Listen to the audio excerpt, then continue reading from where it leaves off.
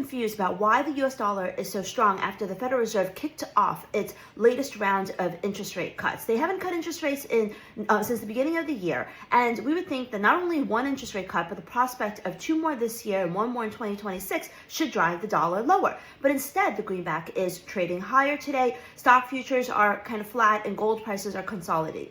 The reason for that is what we heard from Fed Chairman Powell yesterday. He basically struck a cautious tone on the rate outlook, reminding us that it's a challenge to deal with inflation risk to the upside and unemployment risks, also to the upside, where the labor market's weakening but prices are high. So that, indicates that they won't be overly aggressive with cutting interest rates, and perhaps explains why we only saw one member vote in favor of a half-point cut at the most recent meeting.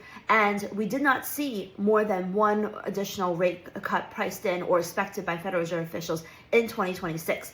All of this was less dovish than the market had anticipated. They wanted more rate cuts next year. They want to see more members vote in favor of reducing a bigger move in September. They also did not expect upgrades to the GDP and inflation forecast, which suggests that the Fed is not necessarily entirely negative on the growth outlook. So all of this confirms what Powell told us on Tuesday, which is that they're not in a rush to cut interest rates aggressively because the economy isn't doing so bad according to data, and because inflation risk is still very much front and center of their minds. So hopefully that makes some sense to you. I will try to keep you all updated. This is Lien with BKTraders. Remember, I'm holding a very special 10-week masterclass beginning on October 4th. It's the only time ever that I'm doing this live. 10 weeks plus 3 months of coaching.